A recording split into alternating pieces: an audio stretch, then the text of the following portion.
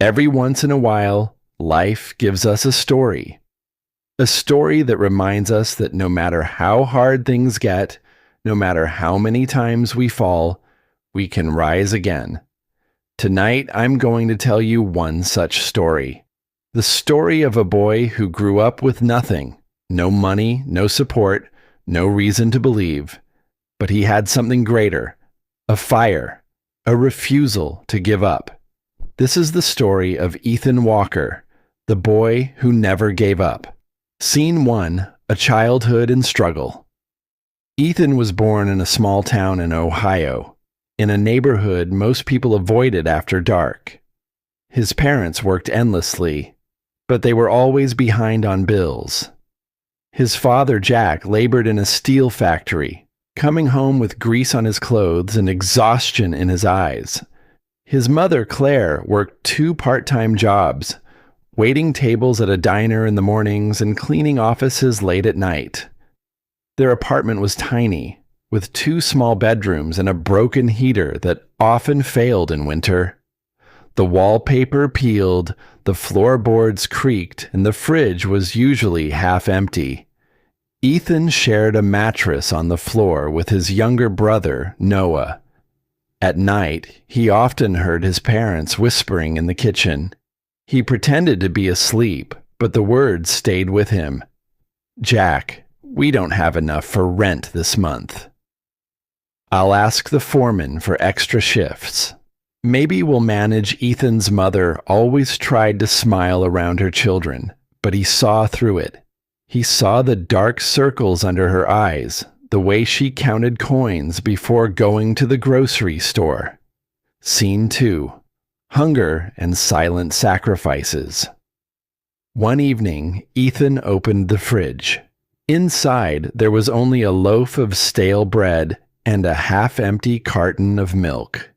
His stomach growled, but when his little brother said, "I'm hungry," Ethan broke the bread in half and gave him the bigger piece.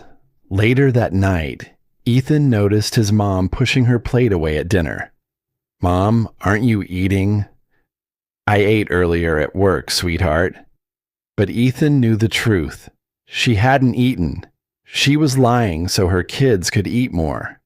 That night, lying on his mattress, Ethan clenched his fists and whispered to himself, "One day, Mom will never have to skip a meal again.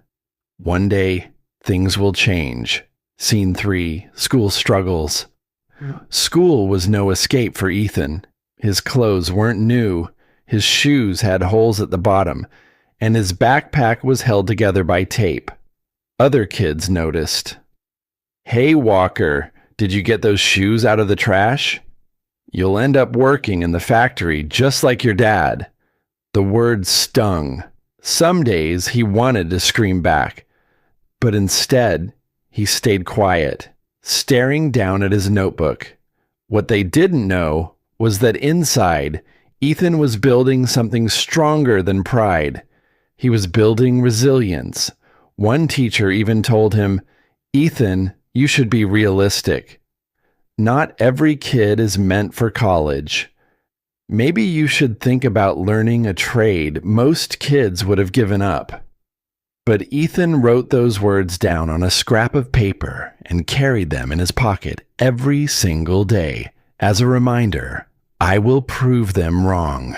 Scene 4, a promise to his mother. One December night, the heater broke again. The cold seeped into their bones. Ethan saw Noah shivering, his small body curled under a thin blanket. Without hesitation, Ethan took off his own jacket and wrapped it around him. His mom noticed and whispered, tears in her eyes, "Ethan, you're just a kid yourself. Why are you taking on so much?" And Ethan, with a steady voice beyond his ears, said, "Because I'm not going to let life decide who we are, Mom. I'll fight. For you. For Noah. For all of us." Scene 5, Dreams Against All Odds. Ethan's dream was unusual for a boy from his background. While other kids talked about fast cars and video games, Ethan talked about building something bigger. He didn't know exactly what yet, but he wanted to create, to achieve, to be more than the world expected of him. At night, after finishing homework, he would read old library books he borrowed. Stories of inventors, leaders, and people who started with nothing but changed the world. Each page lit a fire inside him. But dreams don't come easy. And for Ethan, life was about to test him harder than ever before. Scene 6. Failure after failure. High school wasn't kind to Ethan. He tried out for the basketball team, cut on the first day. He auditioned for the school play, rejected. He applied for a scholarship, denied. Each rejection felt like a knife to the heart. Maybe the teacher was right. Maybe kids like me don't make it. He thought once, sitting alone on the bleachers after another rejection. But then he remembered his mother's face when she skipped dinner. He remembered Noah's tiny body shivering in the cold. And he told himself, I don't get to quit. Not now, not ever. Scene 7. The turning point. One evening, after another long day of rejection, Ethan found his father sitting silently at the table. His hands were bruised and rough from years of factory work.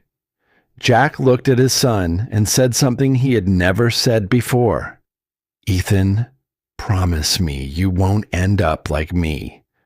Promise me you'll fight for something better. That was the moment. Ethan realized that his fight wasn't just for himself. It was for his family, for every sacrifice his parents had made, for every hungry night they had endured. Scene 8. The rise through struggle. Ethan began to work harder than ever. He woke up at 5 a.m. every morning, studied before school, worked part-time jobs after school, and still found time to push forward on his dream. There were nights he fell asleep at the kitchen table, head on his books. There were mornings when exhaustion begged him to quit. But he refused. He started applying for every opportunity he could find. Internships, competitions, programs. Most said no, but eventually one said yes. That small yes became the seed that changed everything. Scene 9. The moment of success. Years later, Ethan stood on a stage, addressing an audience that once would have laughed at him. His mother sat in the front row, tears streaming down her face, and his father, his strong, quiet father, smiled with pride. Ethan spoke with confidence. They told me I couldn't. They told me to be realistic. But here I am, and if there's one thing I've learned, it's this. Dreams don't belong to the privileged or the lucky. Dreams belong to those who refuse to give up. The crowd rose to their feet in applause. But Ethan wasn't thinking of the crowd. He was thinking of his mother's skipped dinners, his father's bruised hands, his brother's shivers in the cold. And for the first time in his life, he whispered to himself, "We made it." Ethan Walker's story isn't just about one boy. It's about every person who has ever been told they aren't good enough.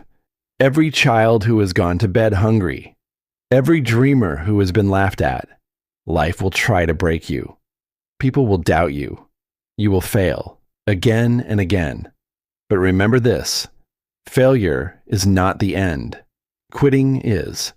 As long as you refuse to give up, you are still in the fight. And one day, you will rise, just like the boy who never gave up.